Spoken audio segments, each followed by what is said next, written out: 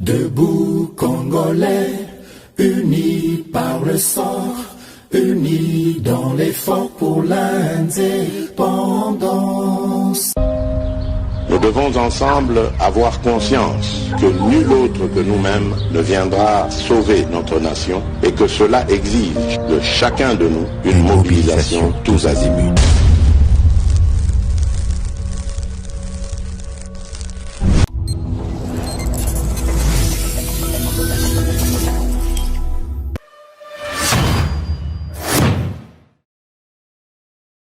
Boy Malamu na GCAM télévision, fidèles abonnés, chers internautes, et c'est mon angai Babino Ebele à travers République démocratique du Congo, à travers Mokili Mobimba, na ko partager basango na plateau na bino ba éclairer debout congolais na mwana mboka Samba Olunga comme d'habitude sur ces plateaux na souhaité bino le bienvenu.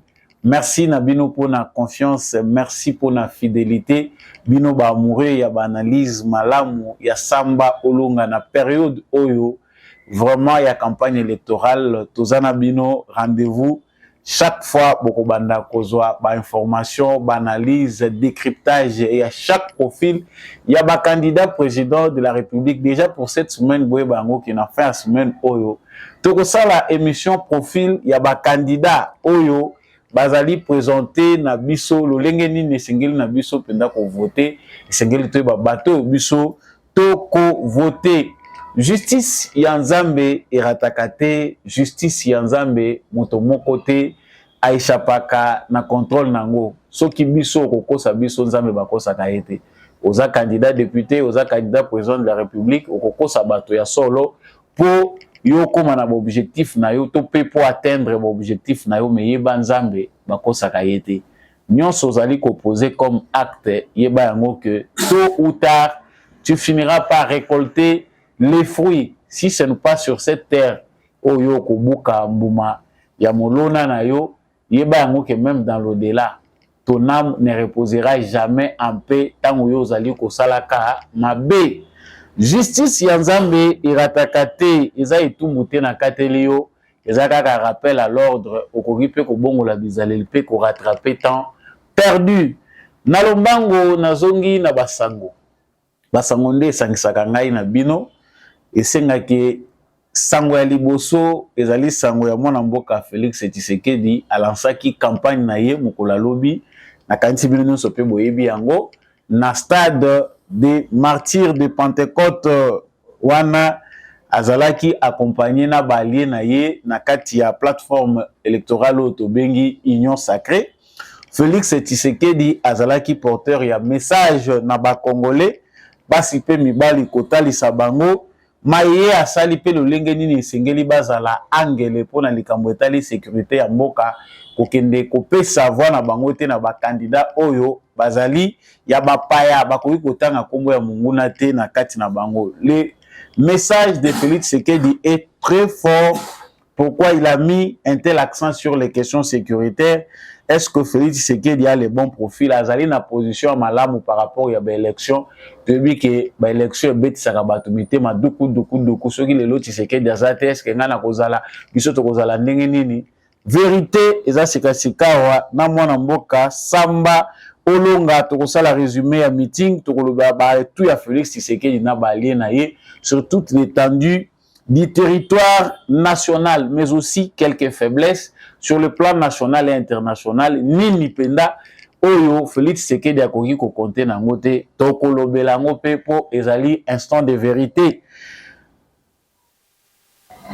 Nous allons aussi parler ici d'un aspect particulier oyo ba candidat ebele bazali ko tia accent na yango te soko ozali candidat eza peu important moi si na yo na bana na yo ba mona ka bango. Félix Tshisekedi aza modèle tout le temps azali ko se présenter na moi si na ye première dame na biso Denise Nyakero vraiment un modèle. Est-ce que sengeli ba candidat nyonso pe basala yango tokolobela yango?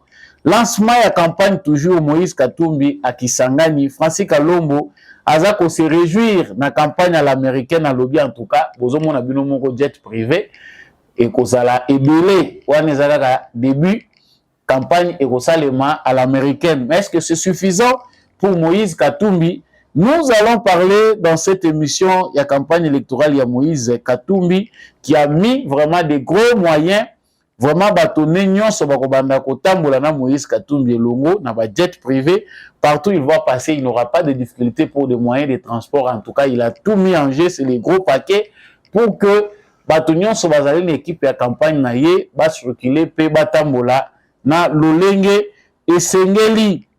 Il y a aussi des candidats présidents de la République qui désistent en faveur ou bien au profit de Moïse Katumbi. Il s'agit déjà de Matata Ponyo, ancien premier ministre. Il s'agit de Seth Kikouni.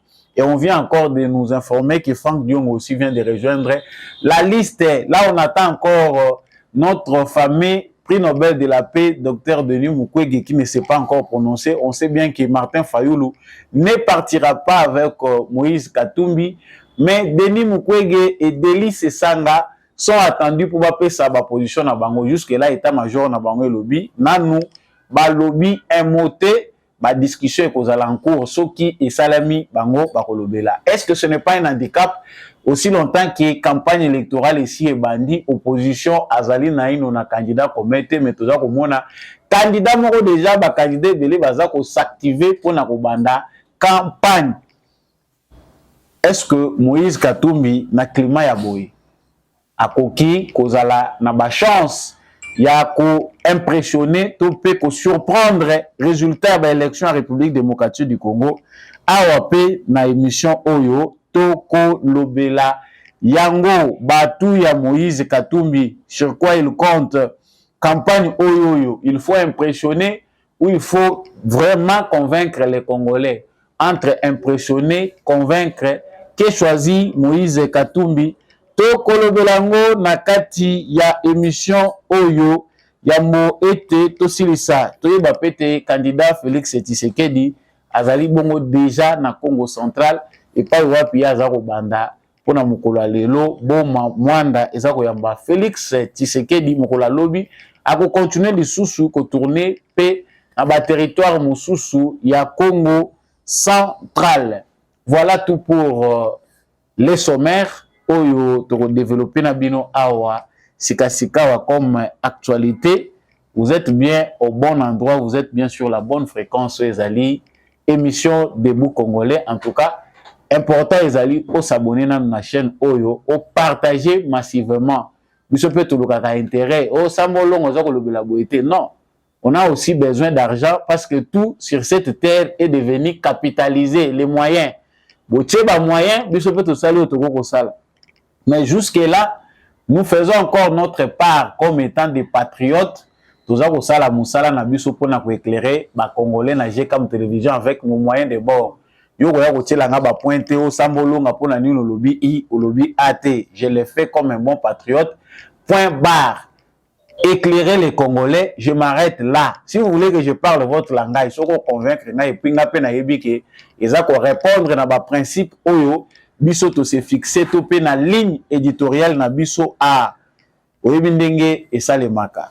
Donc, abonnez-vous si vous n'êtes pas encore abonné. Partagez l'émission, laissez-nous un commentaire. Depuis Wapi, Oza Kolanda Samba, Olonga, Oza éclairé. Depuis province Nini, République démocratique du Congo. Depuis pays Nini, à travers le monde, actualité congolaise, Ezali Kokipeyo, P Samba Olonga, Oza Kolingaye, depuis Wapi. Mais pour mon compte, Naza Wazalendo. Na motema PFARDC na motema ndenge na sila ikoloba wa lancement ya campagne électorale. En tout cas, carton plein pour Félix Tshisekedi mukolo ya lobby na stade des martyrs de Pentecôte.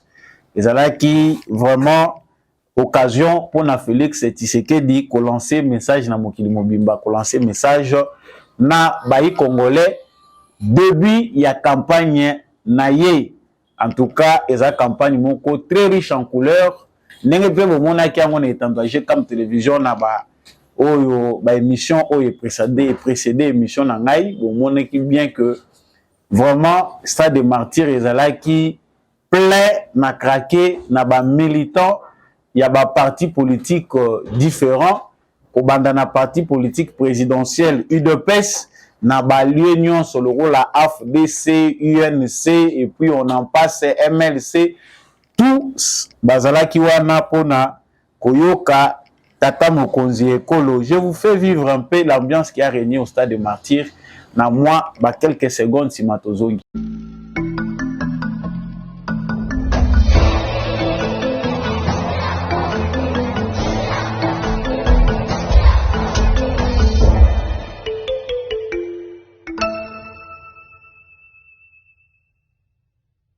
Voilà, ça c'était pour palper du doigt boyo kabino moko makambo et le cas qui kuna na stade de Martyrs. Mais compte tenu il y a discours il y a Félix Tshisekedi. Na vu que batebele oyo baza kozela ba discours il y a ba différents candidats ba vu que ligne de démarcation ezali entre candidat Félix Tshisekedi na ba candidat mosusu parce que là Félix Tshisekedi lui est en exercice, c'est un candidat à sa propre succession. Il est obligé de faire comprendre aux Congolais qui n'ont pas compris son bilan. Place oyo bato baza ko comprendre était à la kisabango nini esengeli kosala. Nini oyo ye asalaki. Mais là, Félix Tshisekedi a tiré accent mingi na question sécuritaire. Parce que makambo ya bilan eza kaka ba immeuble eza en construction te ba hôpitaux réhabilité ou construite ba route construite te ezali pe likambo ya ba démarche fait diplomatie na ezalaki lolenge nini comportement na ye en tant que chef de l'État ezalaki ndenge nini. Mais dans cette émission par rapport ya ba dire ya président Félix Tshisekedi, nous mettons l'accent sur la question sécuritaire parce que la question moko oyo bato ebele bazali ko utiliser ba argument pour na koluka ko convaincre ba Congolais surtout ya est la République démocratique du Congo sur action oyo bango ba ko mener na coin wana po kimia ezala. Je vous laisse suivre ce que Félix Tshisekedi parle concernant la question de l'Est Simandé Tozongi. Na mokonzi ya Rwanda na lobi na ye ndeko makambo oyo ya ko destabiliza mboka na ngai na lingi yango lisusu te. Tozali bandeko tokovanda bamboka na tokovanda ba voisin seko na seko. Toluka misala oyo tokoki kosala, coopération tokoki kosala oyo ekoki komema mboka bamboka na biso na nzela ya malamu ba peuple na biso esepela. Asali akosi ngai na kondima nzokande mayele na ye ezalaki ya kobomaka ngai na mokongo yango tango na ye kofongola miso na lobi na ye yo na ngai masolo ya ngai na yo abuo bia ngai na yo banzela ekabwani libela ti na ti kokutana ya ngai na yo bekaka epai ya nkolo ya kelaki biso. Ozala obligé au fixer ligne moko ya conduite pour otala ba résultat. Ça serait criminel, ça serait mal coté ce qui Félix Tshisekedi ayaki mbala moko alobi FARDC to banda bitumba. Non. Félix Tshisekedi a remplacé parce que c'est difficile Félix Tshisekedi a développé un oignon sur un discours naïe, mais nous savons comment les questions sécuritaires étaient gérées à l'époque de Joseph Kabila. Joseph Kabila, pendant ses 18 ans, a signé plusieurs accords avec des mouvements rebelles. Bakor wana esali que armée na biso ezalelo brassé mixé na bato oyo bautaki na ba rébellion. La deuxième des choses, c'est comment Joseph Kabila s'est comporté avec Paul Kagame. Et ça, ma question, biso sotoyebi. Nini elekaki. Joseph Kabila, Asilisaki, CNDP, Joseph Kabila, M23, Abundisaki Ango, CNDP kendaki wapi, M23 kendaki wapi. La vérité, c'est que l'accord Ezalaki signé avec des individus po batiraka ba dividende na bango et puis makelele ezala lisusu te bazolekila na bango se na se ba groupes armés eza héritage à Joseph Kabila. Quand Félix Tshisekedi vient, c'est un nouveau venu, il est obligé aussi de faire le tour, chercher d'abord la paix, expliquer à ses pairs présidents de la République semblable na ye président kolakisa bango démarche oya enango. Vous êtes le Rwanda, vous êtes l'Ouganda. Voilà ce que moi, président de la République démocratique du Congo, pense. Et c'est Gerito Zalana Kimia. Voilà des projets qu'on peut développer ensemble. Si vous voulez le coltan du Congo, voilà comment on peut faire. Pour Ebimarana Lolenge à Malam, vous êtes commerçant, vous avez votre agenda, carnet d'adresse. Vous pouvez venir acheter comme tout le monde. Ceux qui, les Européens, ont envié or ya Congo. Les Africains peuvent bazo salango. Si toi tu trouves que l'or du Congo te préoccupe et que tu as un agenda aux capable que yo poso mo que ne revendre, pourquoi pas? Parce qu'il y a d'autres sociétés qui viennent en dehors de l'Afrique. Au bazape koya kozwa. Cette question est singeli congolais bayango que ekozala à la une ya campagne. On comprend ici que l'acteur rebellé au baza ba candidat président de la République bazui question wana pour babimisango en premier que Félix Tshisekedi va aux élections avec des entités qui sont sous les mains. Il y a un mouvement terroriste. Félix Tshisekedi va aux élections. Il n'a pas réussi à amener la paix. Voilà, nous maintenant, nous sommes des candidats. Le rôle Moïse Katumbi pas à proposer à lui. En tout cas, lui, en 6 mois, il va ramener la paix au Congo. Il y a une question Tshisekedi à tout nier. Il y a 6 mois, on a banda kolaksa. Chaque mois, on banda kosala ndenge nini. C'est facile de parler de manière tout le bandé, c'est la démagogie. Au lieu de proposer que dans 6 mois, naï super président, na la bino avion de chasse, na la bino en 6 mois tout sera fait. Qui a proposé de telles solutions à Moïse Katumbi? On n'est pas encore arrivé là.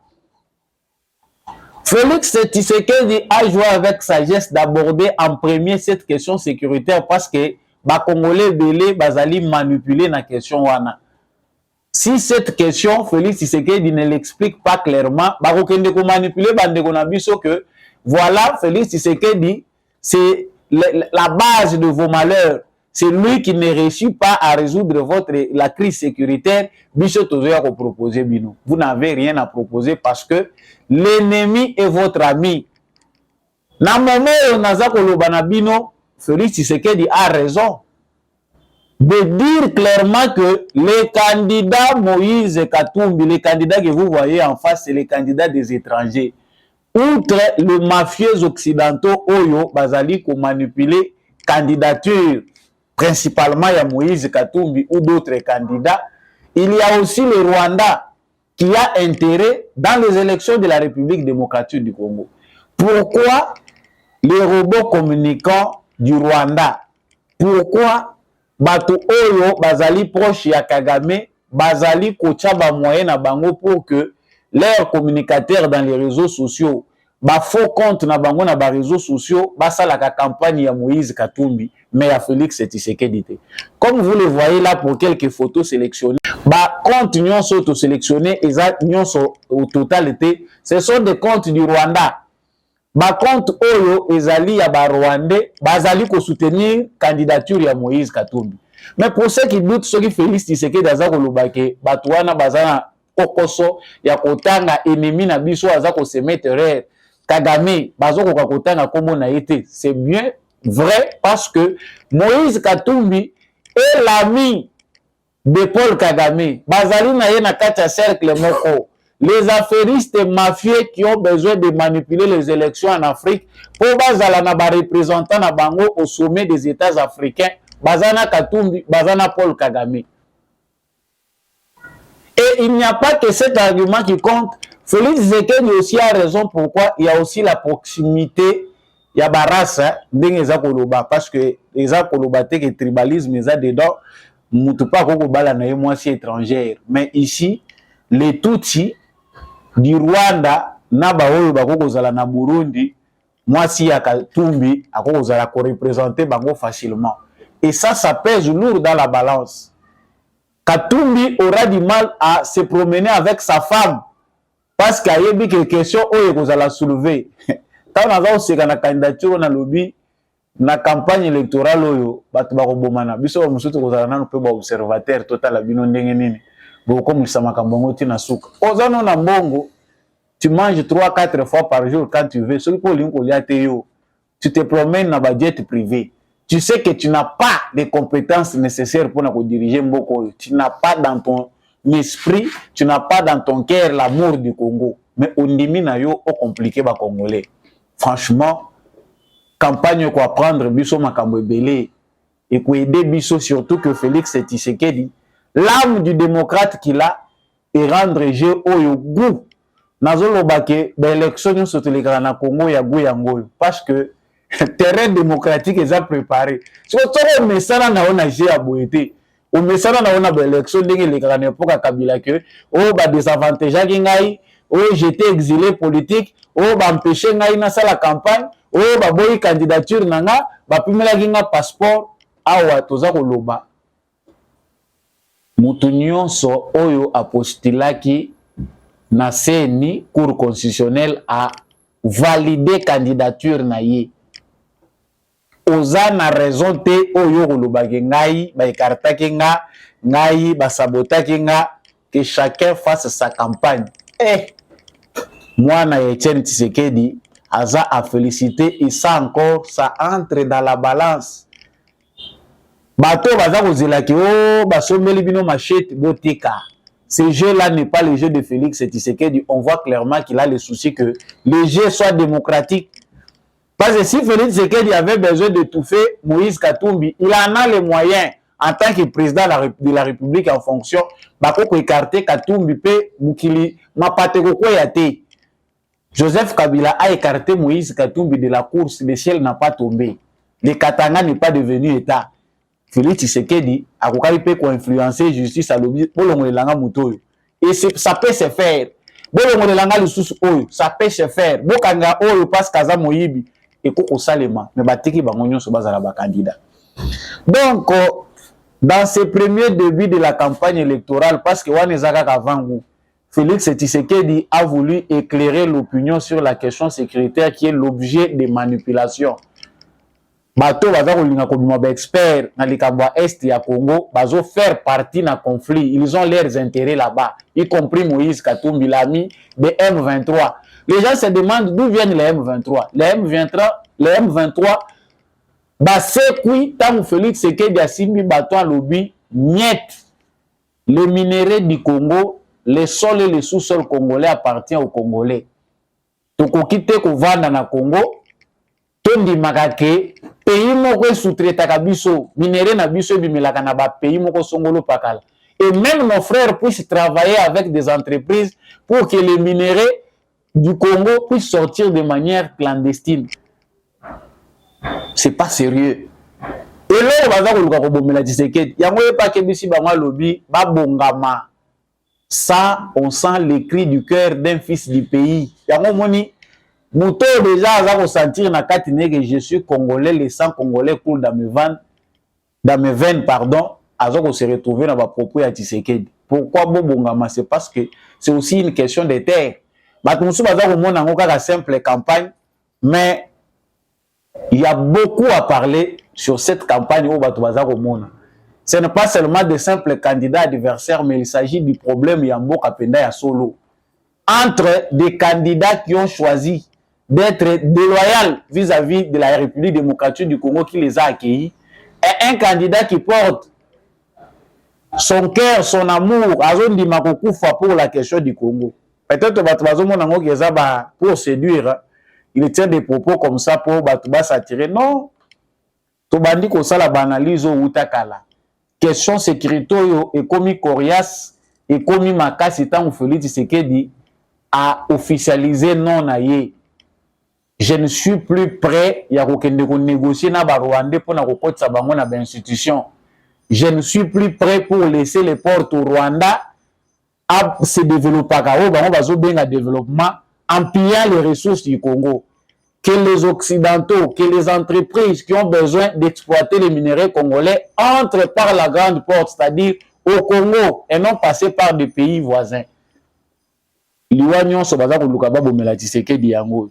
Les atouts de Félix Tshisekedi dans cette campagne électorale, chers téléspectateurs, ils allaient qu'il a réussi à amener avec lui Ndenge Lobaki na émission précédente, à mener, à tirer près de lui l'ensemble des Congolais. Vous verrez que les difficultés, ça m'a cassé à Nakolobelango, peut-être toujours aborder question.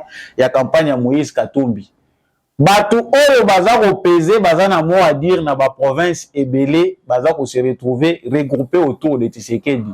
Qu'ils soient bons ou mauvais, pour na likambo ya mabele, on les accepte d'abord comme tels. Les électeurs vont eux-mêmes faire preuve de leur maturité.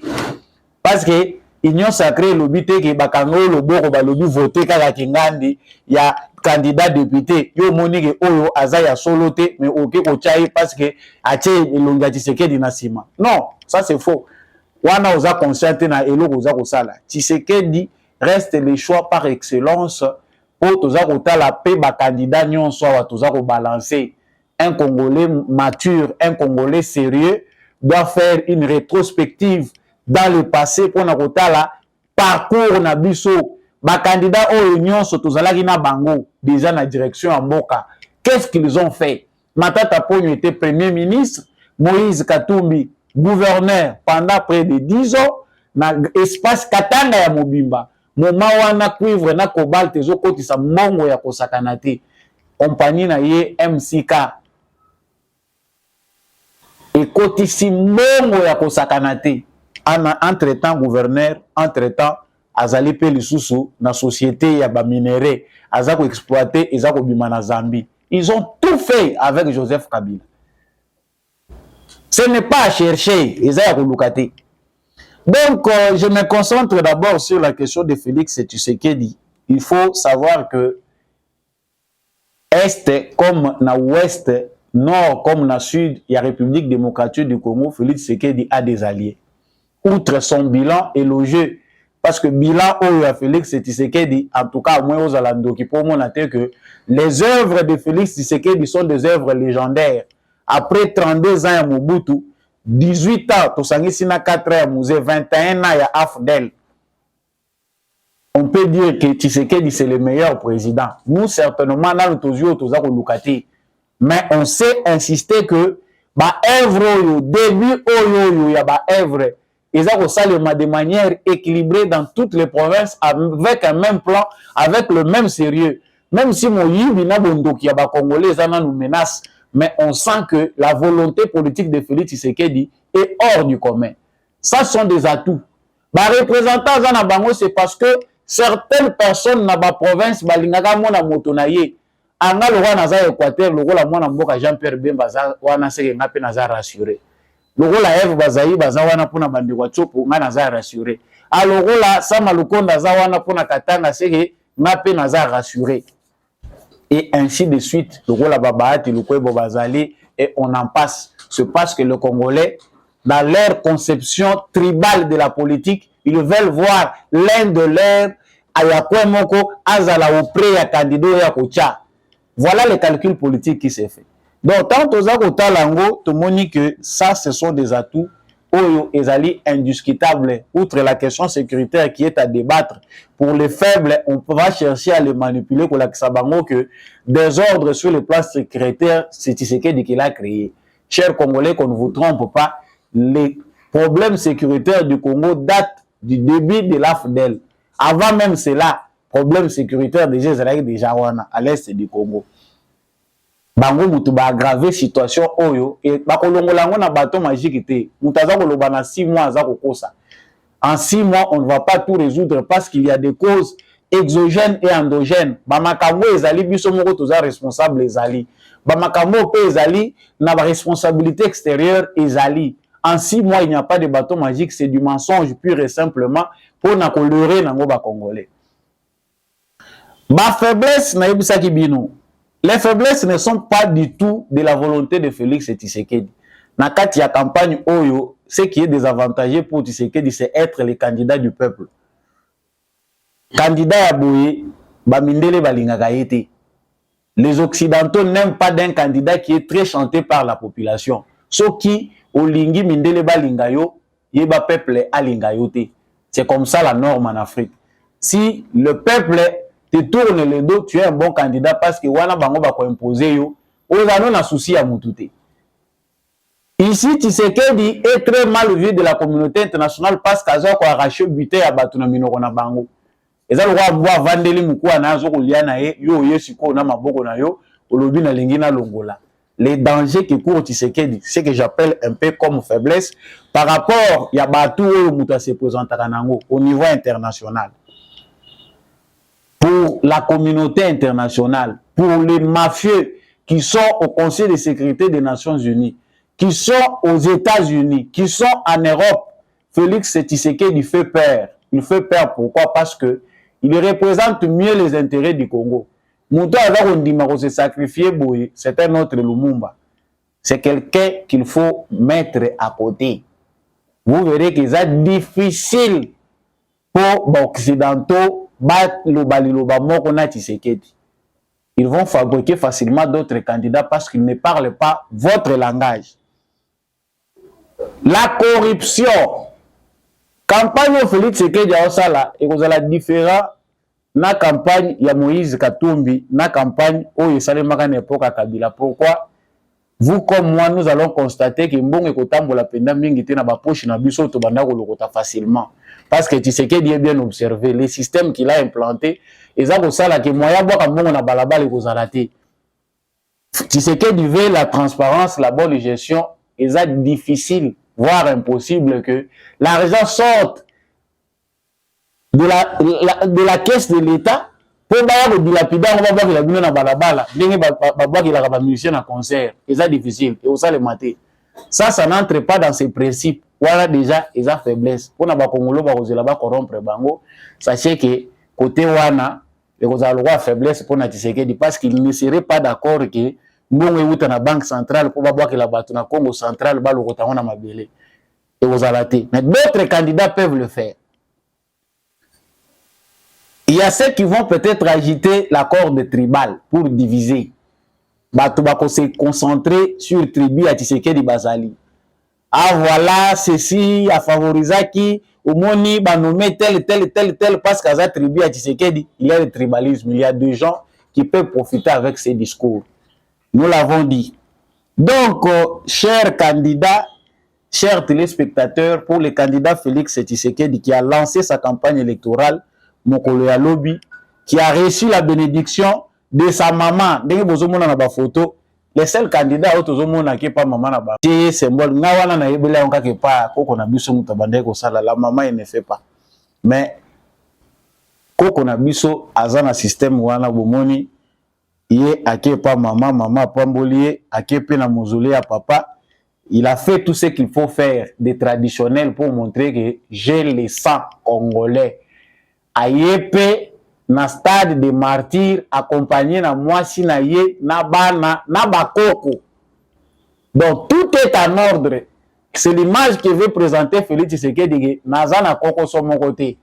Indirectement il démontre déjà qu'en tout cas tout est en ordre. Et avec la femme, la première dame, c'est le modèle à suivre. Moutazo ya campagne ozomona ke koko so ezate. Mais oyo naza progresser campagne ezana notamulayi balobi makambo mususu banalisme mususu pe eza koyana mikolo eza kolanda liboso.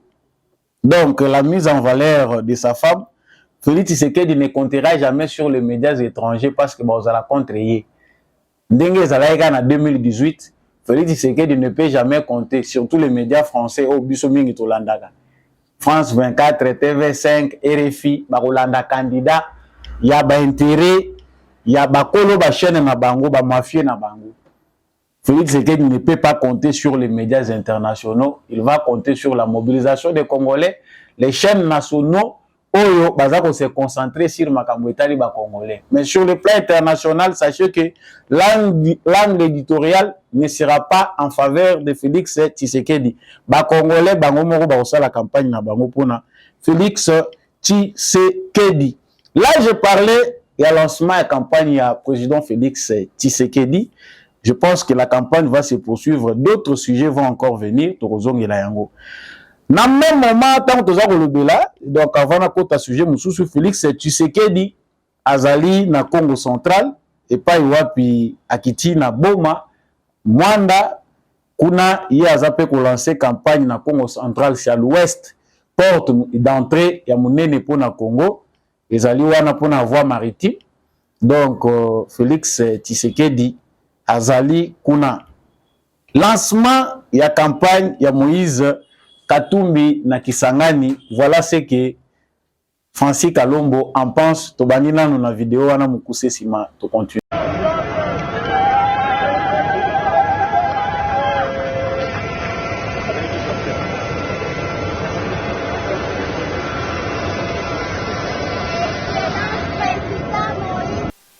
Voilà. Wana bozomona ezali avant Moïse Katumbi a se diriger na Kisangani et pas wapi ye aponi comme base na ye pour na lancer candidature na ye. Mais Francis Kalombo nous présente ce que sera la campagne de Moïse Katumbi. Avion et là oya za kolakisa biso eza ba jet alobi wana bord eza na sima. Mususu roya. Chers Congolais, avec une telle légèreté, na aventure ya modèle oyo, on se demande si par hasard, aussi na ndoto na ngai pe en tant que communicateur, je pense pas que na l'autre ndoto ndengwana. Si par hasard Moïse Katumbi devenait président et qu'il s'entourait de Francis Kalombo, nous connaissons tous la suite, ou de Mike Mukebai, na Daniel Saf. Donc, Moutazo peut sa importance dans l'avion. Son sourire, son plus grand souci est luxe Oyo Moïse Katumbi a créé autour de la campagne électorale naïe pour impressionner Yangonde, grande admiration à Francis Kalombo. Donc, Bamususo, Bazako Monango campagne, mais pour na batu Mususo, Bazako faire partie de Moïse Katumbi, ezali moment ya kosala tourisme. Ce qui a chance c'était ya kobaluka Congo mobimba ba jet privé ya Moïse Katumbi eza ko permettre yo osillonner Congo mobimba et d'ailleurs en échange na retour likonda eza ko bima mbongo ezo bima wana pe baza ko futa yo po les candidats oyo aza ko sopa mbongo oyo afuta tala te aza ko somba tala kate le seul candidat au Congo qui est capable de jeter l'argent même par la fenêtre c'est Moïse Katumbi. Donc, Moïse Katumbi lance sa campagne à Kisangani. Ba image au boza mona ezali descente na ye na aéroport à Kisangani. Au boza mona ba vitre blé na musika wana Evra Fati Beton aéroport à Kisangani ya sika eza en pleine construction nanu ba inauguré te ezo koma déjà kutu na suka. Wana eza musala ya Félix Tshisekedi. Ça c'est Katumbi qui descend na Kisangani. Mais campagne à l'américaine, est-ce que vous avez atout pour Moïse Katumbi convaincre les Congolais? Pour ceux qui ne savent pas, campagne à l'américaine, ba t-shirt kakate, ba avion, na ba effigie à candidat, ba bus, na ba arrêt de bus, ba parasol, ba nini, campagne à l'américaine. C'est que na kati ya ba couche nyonso à société, za la ba commerçant, au moins na bango kaka, bazali na effigie ya candidat na bango à l'américaine, ba agriculteur pe tantôt atana ba Congo, tout na banzité à ba Congo, ba kokoma Moïse Katumbi. Comme d'habitude, Moïse Katumbi se vante de la campagne à l'américaine. Il a une occasion, cette fois-ci, parce qu'à l'Obari déjà en 2018, que beaucoup de la campagne à l'américaine pour en faveur de Martin Fayoulou. Mais pour cette fois-ci, lui-même fait sa campagne à l'américaine. En tout cas, c'est un Américain au Congo qui va vous battre sa campagne à l'américaine. Là n'est pas l'occasion. Souci majeur, il y a des Congolais, ils allaient bailler ba offre, il y a Moïse Katumbi, ça valable tout. Ngai, en tout cas, avec tous les arguments, j'ai fait un effort pour être le plus objectif. Nous analysons avec vous ce qu'est l'offre de Moïse Katumbi. On comprend déjà que le candidat Moïse Katumbi, de par son passé, le passé ne joue pas en faveur de Moïse Katumbi. Il a un passé qu'il partage avec Joseph Kabila. Pire pillage au toza kolobela na Congo, Moïse Katumbi est dedans. C'est un passé, ba casserole eko kotika yete. Il traîne de mauvaises casseroles. Oyo Congolais azana mémoire na ye. Frère, entre Tshisekedi na Katumbi, il a le choix. Outre la question de la gestion chaotique de la chose publique avec Kabila, oyo azako partager, Moïse Katumbi c'est quelqu'un qui a aussi des affaires avec des privés. Bato ya nyokoli a confisqué ba bien na bango, a bukisi bango, a bomisi ba mususu na tension. Bato ebele bazali pe na ba dossier privé na Moïse Katumbi. Ça c'est encore à mettre de côté. Le candidat Moïse Katumbi a des difficultés. Difficultés égalité que le candidat président de la République il faut être éloquent. Non. Le candidat président de la République doit être un candidat assez intelligent pour présenter lui-même son programme. Tout dit que le bela awa manque ya sérieux ou sali que Moïse Katumbi akima ba rendez-vous nyonso oyo candidat azalaka nango besoin pour na ko marquer histoire ya candidature na ye. Ba déposer candidature ya Moïse Katumbi sans Moïse Katumbi. Baninga baza koluka pe baza ensemble pour que ba s'entendre climat ya élection ezala na kimia. Moïse Katumbi est absent. Ba présenter programme ya Moïse Katumbi projet na ye ya société chiffré à 141 milliards de dollars pour 5 ans. Ba tebele ba kamwe mais Moïse Katumbi est absent pour mettre les points sur les i à expliquer bato comment question. Est-ce que Moïse Katumbi peut expliquer lui-même, sans qu'il soit assisté au téléphone par Olivier Kamitatou, comment 141 milliards et Kozala sur base des chiffres et des indications, nous avons réussi à mobiliser 141 milliards en 5 ans. La mauvaise nouvelle est que est déjà préparé par Kimi, organisation à ses sacs. Baboyi balobi dossier wana ya 90 minutes na RTNC wana biso tolingi yango te. Bato mingi baza koloba que ezali initiative ya Moïse Katumbi pour échapper au fait des projecteurs des médias qui ne le sont pas favorables. Bakoya ko beta ye question moko non préparé ko bimisela biso biloko eza yango te. Donc wana ezali ba désavantage oyo ezali. D'abord, il y a les bossés, Moïse Katumbi. L'autre désavantage de Moïse Katumbi, Moïse Katumbi qui a avec lui l'image, pour la plupart des Congolais, d'un candidat qui n'a pas un père au Congo, et pour certains, parce que la majorité a battu et même une mère congolaise, l'image d'un candidat déjà désavoué pour Nabato Bazalaka diriger n'importe à Joseph Kabila. Pour tous les Congolais qui sont nés avant ou sous le règne de Joseph Kabila, en tout cas un candidat qui a des empreintes de l'étranger, ce n'est pas un candidat favorable pour Nabango. Déjà, il a des avantages moko ya monene. Mais sur quoi Moïse Katumbi comptait? Moïse Katumbi azalaki ça la calcul naie a réussir qu'au fédérer la force à opposition. Cette opposition qu'incarnait d'une certaine manière Martin Fayoulou. Jusqu'à la veille de l'élection, il y a 2023, où Lelo azalaki se considéré comme étant le vainqueur des élections de 2018. Mais la mauvaise nouvelle qui va en défaveur de Moïse Katumbi, c'est de manquer quelqu'un qui a du poids sérieux autour de lui. Tant que Lobawa, Matata Pogno a lobby à rejoindre Moïse Katumbi. Cette Kikuni a lobby à rejoindre Moïse Katumbi. Franck Diongo a lobby à rejoindre Moïse Katumbi. On commence par ceux-là. Matata Pogno a lobby que ngai bazako landela ngai, bazako lukaba kanga ngai, justice landela nga parce que je suis candidat président de la République. Bayebi que naza candidat moko sérieux, yango bazako luka bakanga ngai ezali ba poursuite moko politique.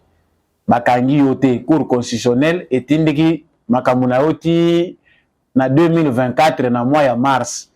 Sikoyo candidat wana oyo ba manipulaki justice pour bakanga ye a désisté en faveur ya Moïse Katumbi.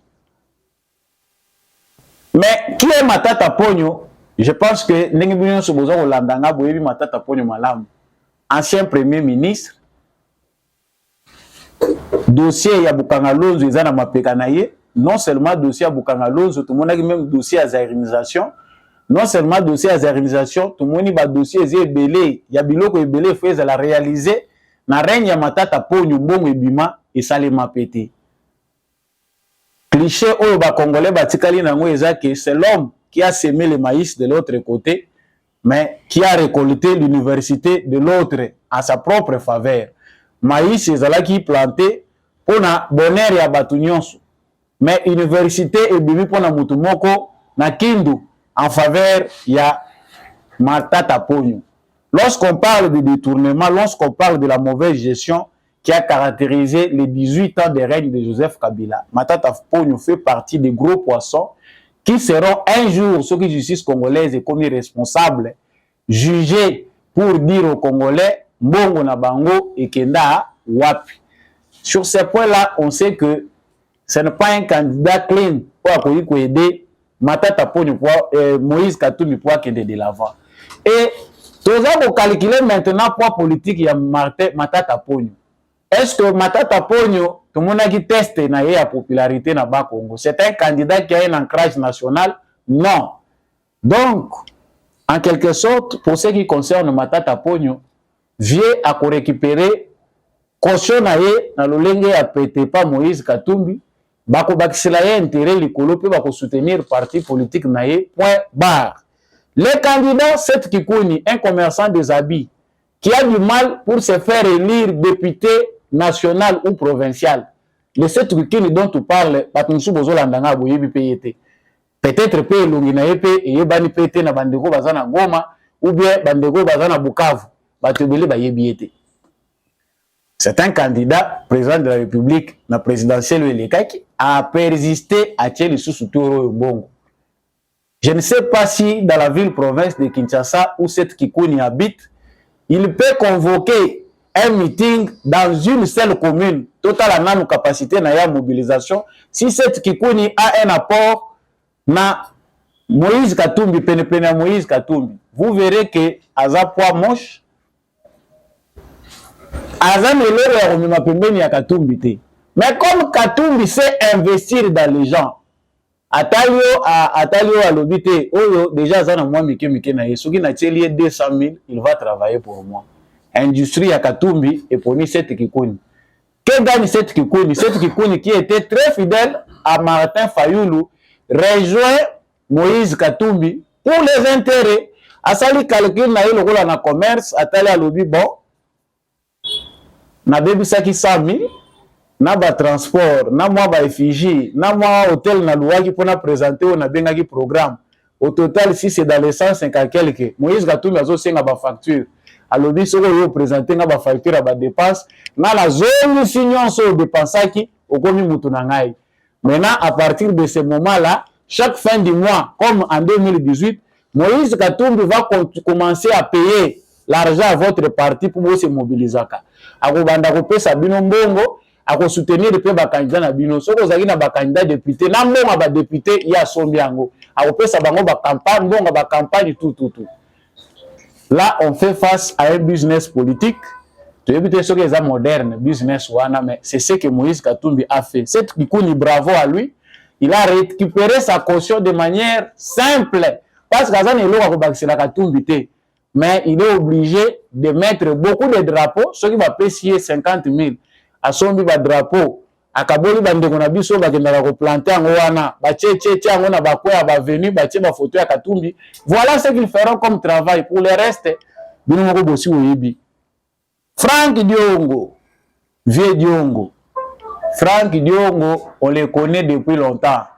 Des politiciens qui ont été fabriqués parce qu'ils se sont opposés à Joseph Kabila et ils couraient derrière Etienne Tshisekedi. Faute d'être constant, Franck Diongo est chômeur. au moment où il y a les lacs mingi pati sekedi que nommé ngai lukelanga musala balingi bachaye quelque part Frank Diongo koboya ko la patient. Frank Diongo se retrouve aujourd'hui derrière Moïse Katumbi. Quel serait son apport? A-t-il une base réelle, une mobilisation sérieuse ou est-ce ça la poids derrière Moïse Katumbi? On ne sait pas voir. Est-ce que Frank Diongo peut organiser un grand meeting en faveur de Moïse Katumbi? Ça reste à voir, mais ils allaient possibilité, peu probabilité. Donc, pour ces candidats, au moins officiellement, eux déjà va déclarer qu'ils vont désister au profit de Moïse Katumbi. Ils n'ont pas assez de poids. On ne voit pas les candidats dans des provinces où ils vraiment valablement un poids politique, taux capital politique vraiment intéressant pour être derrière Moïse Katumbi. Martin Fayoulou aurait fait grand chose parce que son nom, il a quand même une certaine notoriété. Ce qui Martin Fayoulou Andimaki, c'est-à-dire, premièrement, Moïse Katumbi, alingaka na chance ya kozala na mutu oyo aza komeka mpe ko balaye likambo ya identité douteuse na ye. Parce qu'aza congolais moko ya doute. La nationalité douteuse dont on parle, ceux qui ba congolais oyo ebele ba entouré ye question ane ko sa lokola ili momuke na mitu ya ba congolais mususu. Mais ça là ça l'enfonce davantage ba ko disperser ba voix na bango parce que Fayoulou au bandundu akokabola na ye na Tshisekedi po courant kuna esiepeli. Na ville ya Kikwit courant eza makasi. Babisika oyo bato bapesa ki ba voix te na Tshisekedi baza na ba raison ya kopesa Félix Tshisekedi ba voix. D'où Fayoulou va partager là-bas au bandundu avec Tshisekedi. Na koya na cartographie avec analyse appui.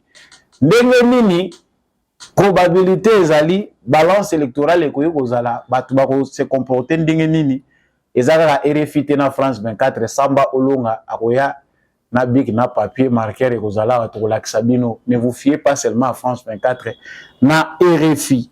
Donc dans l'ensemble esengeli toyeba que campagne ya Moïse Katumbi ezali beaucoup plus na impressionnisme ya makasi. Ba gros moyen oyo Moïse Katumbi atie parce qu'ayebi que ba congolais belé bazalaka pe bato ba sentiment. Avion bakomi Katumbi 3, ba mituka ya minene bakomi Katumbi 3, en tout cas tous les candidats vont le faire, mais Moïse Katumbi a vraiment mis des paquets. Il va dépenser son argent. Mais le danger est là, chers Congolais. Là, maintenant, on doit parler comme patriotes. Et Sengeli Toye Bakopona. Le choix est individuel. Vous serez seul dans l'isoloir ou bien dans les urnes. Mais yeba yango que voix na yo moko wana ekoki pe ko trahir mboka. Tango oza kopona muto yo oyebi sincèrement te quel agenda caché azali na kati ya komema. Moïse Katumbi, c'est le candidat qui se représente aussi comme un défi pour la République démocratique du Congo. Les tests que nous avons à travers sa candidature démontrent que Soki Mibe qu'on a vu ce côté kaka lolenge wana mondele akoyi ko uta na France, to auti na Belgique, to pe auti na États-Unis, aye na Congo, a dirigé pe Congo et kozala nango problème te. Les analyses continuent, nous allons encore en parler davantage. Donc, entre la campagne pour gagner les esprits à travers la manipulation et l'impression, ou impressionner Batou, c'est que la candidature de Moïse Katumbi. Mais en tout cas, dans l'ensemble, l'analyse, c'est le prototype d'un démocrate vraiment né, bien forgé, où il va permettre Bisso, tout ça, la discussion, débat, échange de manière démocratique. Avec ces premiers instants, Nathan Félix Tshisekedi Azali Kopesa, on peut espérer que l'avenir de la démocratie serait bon pour les années à venir. C'est l'élément où tu as Longola Ezali que les Congolais basent à la mesure. Il y a qu'à verrouiller la porte d'accès à Mboka na Bango pour que les questions de souveraineté nationale ne s'effacent pas avec l'ingérence étrangère ou bien l'ingérence de la communauté internationale ou encore l'Occident. Voilà tout pour ce qui était de l'analyse que nous vous avons réservée pour ces débuts de campagne. toujours dans les recherches des sujets na kolukaba information nécessaire pour nous présenter en na bino. Campagne électorale ezali ko banda, yanga y recommandation ezali voter utile, voter congolais. Soyons fermes, défendons notre patrie, même dans le vote. Ko défendre patrie ezaka kandenge to bele la yango te naza wazalendo naza FARDC, mais même votre vote peut défendre la patrie. Matin de mingi, une équipe technique qui a décombi à chaque fois et mema kingai pour être émission oyo eko manabitando na bino. Merci mingi n'apôtre Gérard Kabeya, candidat député national na circonscription électorale ya Tchangu na ville province à Kinshasa, c'est le numéro 285. Merci mingi pe na candidat député Freddy Ngwama, circonscription électorale d'Ilebo dans les Kasaï, le candidat numéro 38. Ba candidat na ngabi mbali wana pona bino ba ebolandaka émission ya ba éclairé. En tout cas, bango malamu, dans chaque émission nous vous apporterons de nouveaux candidats. Oyo plateau ya ba éclairé, ezali convaincu que baza ya malamu pour Nabino. Merci aussi également à l'homme de la vérité des urnes, Jean-Louis Timbalanga. Vraiment que je ne vois pas, je salue vraiment de très loin. Merci à papa Boniface Sempunga, merci à papa Kennedy Mukendi, merci à papa Jeff depuis l'Australie. Merci Mingi Nabato, nous sommes à sud. Il y a France, Bandego Ozarolandabiso depuis l'Allemagne, Olandibiso na Londres, Olandibiso na États-Unis, Bukavu, Goma, Nord Kivu, Sud Kivu de manière générale, province orientale, Bako Sabinote, votre avenir est entre vos mains. Ne faites pas un mauvais choix. Merci na maman Bilonda.